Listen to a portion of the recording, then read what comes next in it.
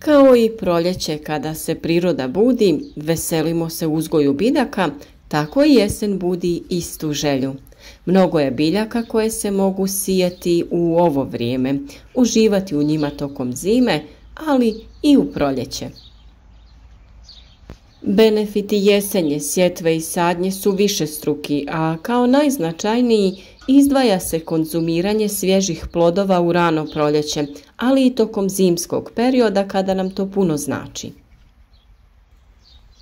Neophodan preduslov za uspješnu jesenju, sjetvu i sadnju povrtlarskih kultura je odabir pogodne sorte, optimalno vrijeme sjetve i sadnje i pravilno provođenje agrotehničkih mjera, kako bi biljke lakše podnijele uslove koji vladaju tokom zime.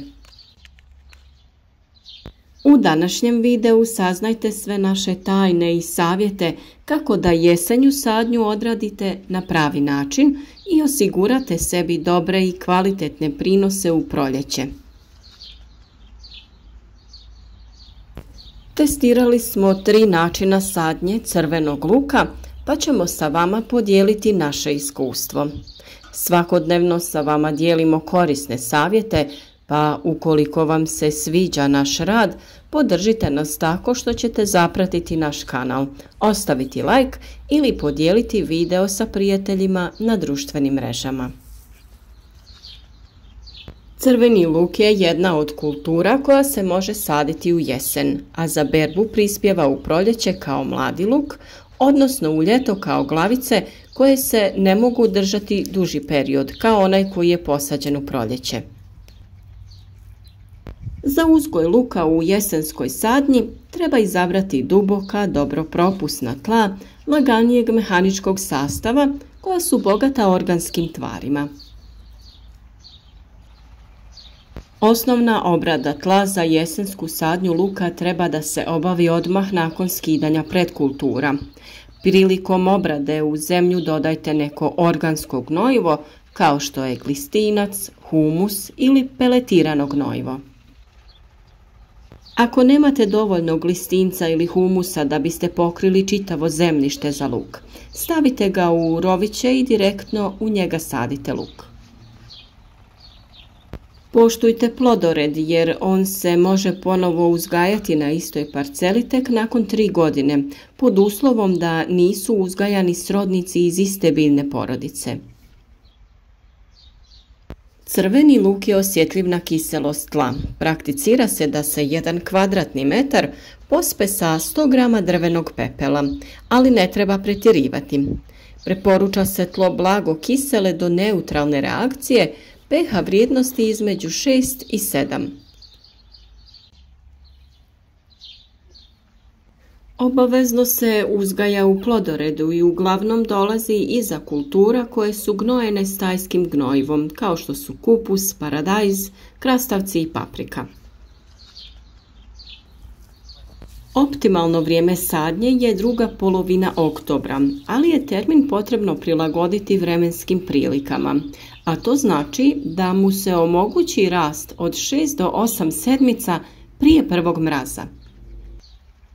Sadnjom u ovom periodu do ulaska u zimu biljke će se uspjeti dobro ukorijeniti i pripremiti za prezimljavanje.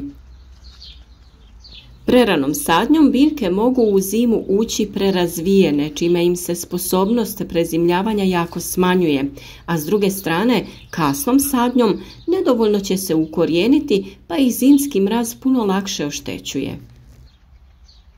Lučice crvenog luka mogu biti sitne do 1 cm u promjeru, srednje veličine promjera od 1 do 3 cm i krupne preko 3 cm.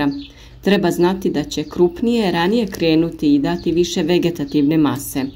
Sade se po veličini ujednačene lučice promjera od 1,5 do 2 cm. Za proizvodnju se koriste neproklijale lučice. Obratite pažnju da su dobro okrenute. Sadni materijal se okreće kako bi strana sa korijenom bila okrenuta na dole. Na pripremljene gredice lučice luka se sade u redove razmaka 25 do 30 cm. Razmak posađenih lučica u redu treba biti od 8 do 10 cm. A kada obavljamo sadnju za berbu mladog luka, razmak u redu može biti manji, od 5 do 7 cm, a razmak između redova oko 15 cm. Nakon što smo oblikovali gredice i sve pripremili, vrijeme je za sadnju. Prvi način koji smo isprobali jeste taj da lučice samo lagano utisnemo u zemlju. Plitko ih ubodemo u tlo tako da pola lučice ostane vani. Kako bi vam redovi bili ravni, može vam poslužiti neki od alata koji ima dugu dršku, poput grablji, ili neki obični štap.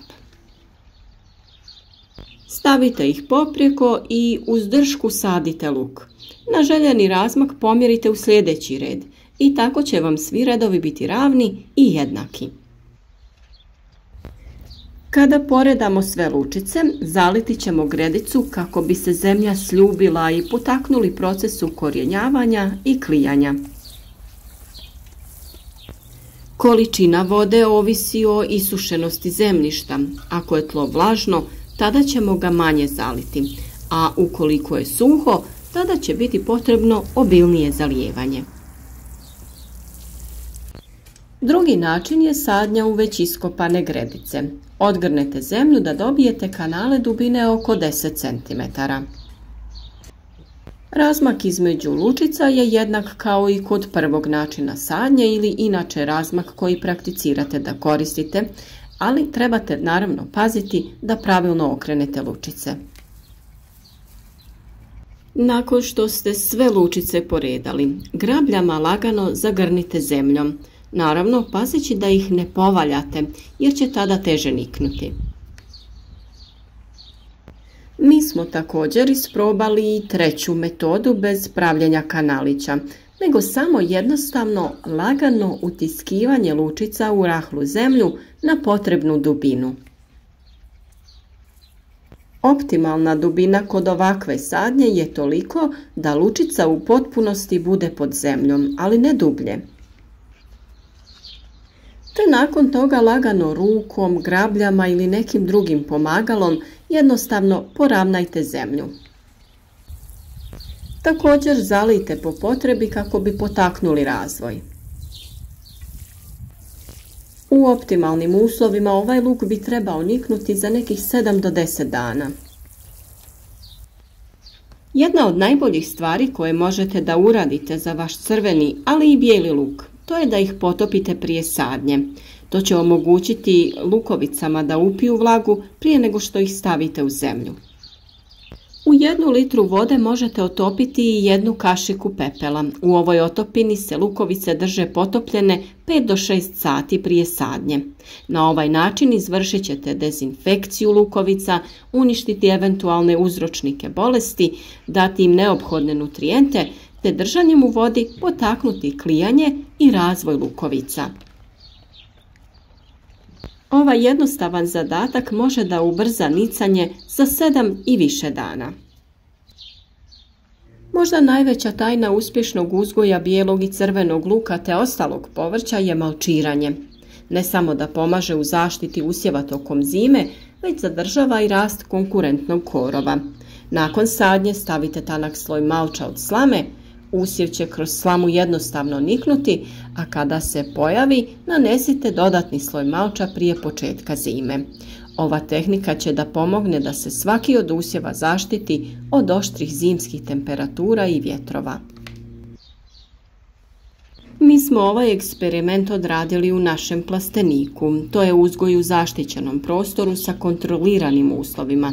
Napredniji je od uzgoja na otvorenom. Tokom proljetne sadnje smo također isprobali sve ove načine. Ono što smo na kraju zaključili jeste da je luku samo potrebna plodna zemlja, optimalni uslovi, to jest temperatura, vlažnost i sunce. Način na koji se odlučite saditi je potpuno vama na izbor jer su rezultati jednaki. Bitno je da luk ima dovoljno hranjiva u tlu kako bi se kvalitetno razvijao. Olakšajte sebi, odaberite način koji će vama uštedjeti vrijeme i sačuvati vas bolova nakon napornog rada. Ukoliko nemate plastenik, uvijek nakon sadnje luka možete napraviti improvizirani plastenik, a savjet kako to napraviti potražite na našem kanalu. Također sve o uzgoju luka i svih drugih biljaka naravno da imate na našem kanalu. Zapratite ga, kliknite i na znak zvonca kako bi dobivali obavijesti o svakom novom korisnom savjetu.